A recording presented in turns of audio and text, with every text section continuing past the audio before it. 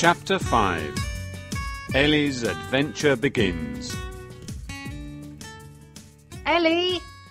Liz shouts, knocking loudly on my bedroom door. Wake up! You're going to be late. I pull the bed covers over my head. What does she want? It's only 6 o'clock. Last night I decided that I was going to stay in bed all day today. There's no school, and I don't have to work in the shop. I don't have anything to do all day, not like Cassie and Skye, who will be at the train station waiting for their train by now, excited about Glastonbury, the bands they are going to see and the fun they're going to have. Maybe Dad was right. Becoming a singer was just a dream. I pull the bed covers over my head more, and I'm about to go back to sleep when Liz knocks on my door again, louder this time. Ellie, you'll miss your train if you're not careful. What train? You need to pack your bag and you must eat a good breakfast. It's a long way to Glastonbury. Glastonbury? I throw the bed covers off me and get quickly out of bed. What do you mean? What train? What about Glastonbury? Didn't you read my notes? She asks when I open my bedroom door. Oh, Ellie, we're so proud of you. She gives me a big hug. Will you please tell me what's going on? You won. I told you. I said you were going to win. Slowly I start to understand what she is saying, and my legs begin to shake. Just after you went out with the papers, there was a phone call from Music Now's editor. Your dad answered the phone. He was shocked at first, of course. He didn't know about the competition. But when he heard that they chose you, that you were the best... She takes a deep breath. You're going to Glastonbury. You won, Ellie. You won. For a moment, I just stand in silence. I'm dreaming. This can't be true. I won. I won. I won. And then we are both laughing and hugging. When we finally stop, Dad is standing in front of me. He isn't smiling. He looks very serious, and for a terrible moment I don't think he'll let me go. What did they say, Dad? You have to get the 8:02 train to London. You'll meet the journalist who is going with you. His name's Mike Peters. And then you'll get the train to Glastonbury together. I'm still not happy about you going to London on your own. I'll be fine. What about this journalist? I don't know who he is.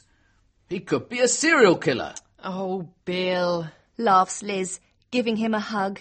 Ellie's a big girl now. And I'm sure she'll phone to let us know she's okay. Won't you, Ellie? Of course I will. See, there's nothing to worry about. Says Dad, but this time he says it with a small smile. Now hurry up. You need to have a shower and pack your rucksack. I'll make breakfast. Don't just stand there, Bill. Find the camera. Ellie will want to take lots of photos. I can't wait to tell Cassie and Skye, but I don't have time to do that now. I don't want to miss the train, and I still have to get ready. What shall I wear? My hands are shaking as I pull out tops and jeans from my wardrobe. Nothing seems right. Not for meeting Murphy. Meeting Murphy. I still can't believe it an hour later when we are standing on the platform at the train station, waiting for the train to arrive. And you packed something warm, didn't you? Asks Dad. Yes, Dad. I'm so excited, even his worrying can't stop me smiling. And you'll phone as soon as you get there, he continues, as the train slows to a stop in front of us. When I look at Dad again, there are tears in his eyes, but he looks very proud. I give him a quick hug. Thanks, Dad, I whisper in his ear, then I get on the train. My adventure is just beginning.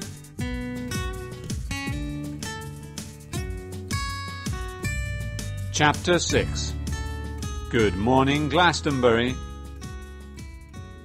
When I get off the train 2 hours later, Mike is waiting for me. He is wearing jeans and a white T-shirt. He doesn't look like a journalist. He looks more like a student, and at first I feel very nervous. but then he smiles and shakes my hand. Hi, you must be Ellie, he says. Hello. I try to sound mature and confident, but I can feel my cheeks starting to turn red. Come on, our train will be leaving in 10 minutes. We walk to platform 4 in silence, where our train is waiting. Here we are, says Mike. He gives our tickets to a smart ticket collector. Welcome on board, sir. He turns to me and smiles. Miss? We are travelling first class. We sit down in our big, comfortable seats. You'll need this, says Mike, and he passes me a press badge. For a while, I just look at it. It says, Ellies Stevenson, Music Now. Maybe I am still asleep. In a minute, Liz will come in and wake me up. Ellie, we're going to be really busy. I have interviews to do and photos to take for the magazine. With that pass, you can go everywhere, even backstage. Sometimes I might have to leave you alone. Is that okay? Okay? Is he joking? Me, backstage? This is amazing. Our interview with Murphy is at 6 this evening. Murphy hates people who are late, so we must get there on time. He gives me a copy of the questions we will ask, and for the rest of the journey we talk about music. As we get closer to our destination, the train gets very full. Most of the passengers talk excitedly about the festival. The atmosphere is amazing, and we haven't arrived yet. When we get off the bus that takes us from Castle Carey station to the site, it's raining, but I don't care, and nobody else seems to either. This is going to be the best weekend of my life. For a moment, I just stand and look around, seeing things that I have only read about before now. The sea of tents in the distance, the huge pyramid stage where Murphy will play later on, the friendly and relaxed atmosphere. I need to take some photos before our interview with Murphy, says Mike, interrupting my thoughts. Have a look around. This is my mobile number if you need me. He gives me a piece of paper. Have a good time. And with a wave he disappears into the crowd. After phoning Dad, I decide to phone Cassie and Sky. They still don't know that I'm here. Cassie, I say when she eventually answers the phone. Yes? The line is very bad. It's me, Ellie. Guess where I am? What? It's Ellie. I'm here at Glastonbury. I shout back. I'm at the pyramid stage. Where are you? But then I see her, so I walk over to my two friends. Sky sees me first. Ellie! She shouts and throws her arms around me. Then Cassie screams, a big smile on her face. Oh, what are you doing here? She gives me a hug and I quickly tell them about the competition. Wait a minute, Cassie says, her mouth open in disbelief. You're going to meet Murphy. The Murphy. I smile and nod. When? Where? Tell me, Ellie. This is amazing. She starts to jump up and down and hug Sky excitedly. We're going to meet Murphy. I need to get changed. Which top shall I wear? The pink one or the green one? And my hair? She takes a mirror out of her bag and looks at her reflection carefully. Cassie, I'm sorry, I try to explain, but my mobile starts to ring. It's Mike. Ellie, I've got the chance to interview Chris Martin from Coldplay, but he's only available at 6 p.m. That's when we're interviewing Murphy. I know. Will you be okay to do the interview by yourself? You have the questions and your backstage pass, don't you? I'll let them know that you'll be alone, okay? But before I can ask anything else, the line goes dead. I quickly try to phone Mike back, but his phone is engaged. What do I do now? I want to meet Murphy more than anything, but can I really go there by myself? What do you think, Ellie? Asks Cassie. I almost forgot that Cassie and Sky were there. I was asking Sky which earrings go best with my green top. says Cassie. Cassie, I try to interrupt, but she is so excited that she doesn't hear me. She obviously thinks that they're coming with me, but they can't. I only have one backstage pass. These or my silver ones? She holds a different earring up against each ear. Sky, you need to get changed too.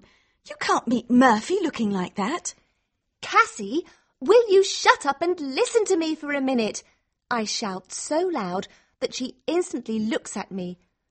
I'm really sorry, but you can't come. Her smile disappears, but then she laughs. You're joking, right?